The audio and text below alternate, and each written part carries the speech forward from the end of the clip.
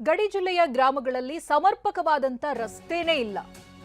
ಸ್ವಾತಂತ್ರ್ಯ ಬಂದು 78 ವರ್ಷ ಆಗಿದೆ, ಆದರೂ ರಸ್ತೆ ನಿರ್ಮಾಣ ಆಗಿಲ್ಲ. ಇಲ್ಲಿ ಮನವಿಗೂ ಸ್ಪಂದಿಸದೇ ಇರುವಂತ ಸರ್ಕಾರದ ವಿರುದ್ಧ ಜನ ಪ್ರತಿಭಟಿಸ್ತಾ ಇದ್ದಾರೆ. ಚಾಮರಾಜನಗರದಲ್ಲಿ ರಸ್ತೆನಲ್ಲೇ ಕುಳಿತು ಪ್ರತಿಭಟಿಸ್ತಾ ಇದ್ದಾರೆ. ಸೂಕ್ತ ರಸ್ತೆ ಇಲ್ಲದೆ ಗ್ರಾಮಸ್ಥರು ನಿತ್ಯ ನರಕ ಯಾತನೆ ಅನುಭವಿಸುತ್ತಾರೆ. ಚಾಮರಾಜನಗರದ ಹನೂರು ತಾಲೂಕಿನ ಜನರು ಪ್ರತಿಭಟಿಸ್ತಾ ಇದ್ದಾರೆ, ಗಮನಿಸಬಹುದು. 16 ವರ್ಷಗಳು ಹೋದರೂ ಕೂಡ ಇವ್ರಿಗೊಂದು ರಸ್ತೆ ಭಾಗ್ಯ ಇಲ್ಲ. ಮುನಿಗುಡಿ ದೊಡ್ಡಿ, ಅಂಡೇಕುರುಬನ ದೊಡ್ಡಿ ಜನ ಪರದಾಡ್ತಾ ಇದ್ದಾರೆ.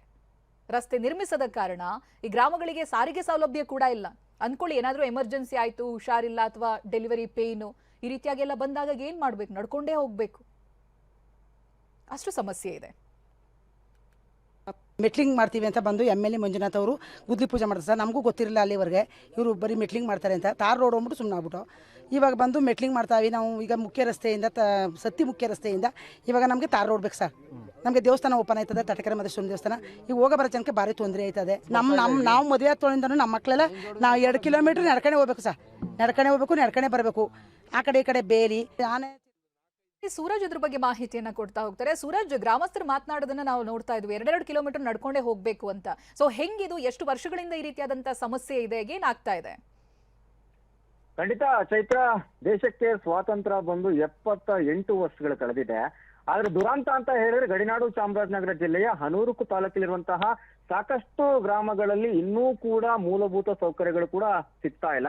ಅದರಲ್ಲೂ ಪ್ರಮುಖವಾಗಿ ಅಂಡೇಕುರುಬನ ದೊಡ್ಡಿ ಆಗಿರ್ಬೋದು ಅಥವಾ ಮುನುಗಡಿ ದೊಡ್ಡಿ ಆಗಿರ್ಬೋದು, 2 ಗ್ರಾಮಗಳಲ್ಲಿ 78 ವರ್ಷಗಳಿಂದ ಕೂಡ ಅಲ್ಲಿರುವಂತಹ ಗ್ರಾಮಸ್ಥರು ಡಾಂಬರ್ ಅನ್ನ ನೋಡೇ ಇಲ್ಲ. ಯಾಕಂತ ಹೇಳಿದ್ರೆ ಹಿಂದೆ ಕೂಡ ಸಾಕಷ್ಟು ಜನಪ್ರತಿನಿಧಿಗಳಿಗೆ ಹೋಗ್ತಾ ಇದ್ರು, ಮನವಿ ಮಾಡ್ಕೊಂತ ಇದ್ರು, ದಯಮಾಡಿ ರಸ್ತೆ ಮಾಡ್ಕೊಡಿ ಅಂತ ಹೇಳಿ. ದುರಂತ ಅಂತ ಹೇಳಿದ್ರೆ ಇಲ್ಲಿ ಡೆಲಿವರಿ ಅಥವಾ ಏನಾದ್ರು ಪ್ರೆಗ್ನೆಂಟ್ ಆದ್ರೆ ಅಂತವ್ರು ಯಾರು ಕೂಡ ತವ್ರ ಮನೆಗೆ ಬರಕ್ಕಾಗ್ತಿಲ್ಲ. ಯಾಕಂತ ಹೇಳಿದ್ರೆ ಒಂದ್ ವೇಳೆ ಸಂದರ್ಭದಲ್ಲಿ ಅನಾರೋಗ್ಯ ಉಂಟಾದ್ರೆ ಅವ್ರನ್ನ ಡೋಲಿಯಲ್ಲಿ ತೆಗೆದುಕೊಂಡು ಹೋಗುವಂತಹ ಅನಿವಾರ್ಯ ಪರಿಸ್ಥಿತಿ ಎದುರಾಗಿದೆ. ಯಾಕಂತ ಹೇಳಿದ್ರೆ ರಸ್ತೆ ಇರದ ಕಾರಣವಾಗಿ ಆಂಬುಲೆನ್ಸ್ ಕೂಡ ಬರ್ತಾ ಇಲ್ಲ. ಹಾಗಾಗಿ ಹಿಂದೆ ಕೂಡ ಟಿವಿ9 ಕೂಡ ಸುದ್ದಿಯನ್ನ ಬಿತ್ತರಿಸಿತ್ತು. ಪತ್ರ ಚಳವಳಿಯನ್ನ ವಿದ್ಯಾರ್ಥಿಗಳು ಮಾಡಿದ್ರು. ಯಾಕಂತ ಹೇಳಿದ್ರೆ ಇದು ಕಾಡಂಚಿನ ಗ್ರಾಮ, ರಸ್ತೆ ನಡ್ಕೊಂಡು ಹೋಗ್ಬೇಕಾದ್ರೆ ಚಿರತೆಗಳು ಬರುತ್ತೆ, ಹುಲಿಗಳು ಕಾಣಿಸ್ಕೊಳ್ಳುತ್ತೆ, ಆನೆಗಳು ಆಗಾಗ ದಾಳಿ ಮಾಡ್ತಾನೆ ಇರುತ್ತೆ. ಹಾಗಾಗಿ ನಾವು ಹೇಗೆ ಹೋಗೋದು? ಸಮರ್ಪಕವಾದಂತಹ ಒಂದು ರಸ್ತೆಯನ್ನು ಕಲ್ಪಿಸಿಕೊಡಿ, ಒಂದು ಸಾರಿಗೆ ವ್ಯವಸ್ಥೆ ಮಾಡಿ ಅಂತೇಳಿ ಸ್ವತಃ ಮುಖ್ಯಮಂತ್ರಿಗಳಿಗೆ ವಿದ್ಯಾರ್ಥಿಗಳು ಪತ್ರ ಬರೆದಿದ್ರು. ಆ ಪತ್ರ ಬರೆದು ಕೂಡ ಇನ್ನೂ ಎಚ್ಚೆತ್ತುಕೊಳ್ಳುವಂತಹ ಜಿಲ್ಲಾಡಳಿತ ಮತ್ತೆ ರಾಜ್ಯ ಸರ್ಕಾರ ಇನ್ನೂ ಕೂಡ ಒಂದು ರಸ್ತೆ ವ್ಯವಸ್ಥೆನ ಮಾಡಿಕೊಟ್ಟಿಲ್ಲ.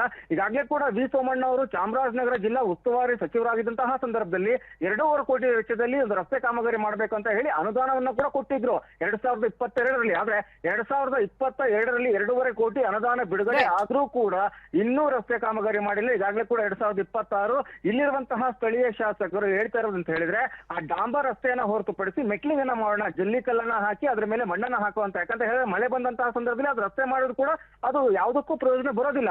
ಹಾಗಾಗಿ ರೋಸಿ ಹೋದಂತಹ 2 ಗ್ರಾಮಸ್ಥರು ಇಂದು ರಸ್ತೆಯಲ್ಲೇ ಕುಳಿತು ತಮ್ಮ ಪ್ರತಿಭಟನೆಯನ್ನ ಮಾಡಿರುವಂತದ್ದು, ಆಕ್ರೋಶವನ್ನ ರಾಜ್ಯ ಸರ್ಕಾರದ ವಿರುದ್ಧ ತೋರಿಸಿರುವಂತದ್ದು. ಥ್ಯಾಂಕ್ ಯು ಸೂರಜ್ ಮಾಹಿತಿಗಾಗಿ.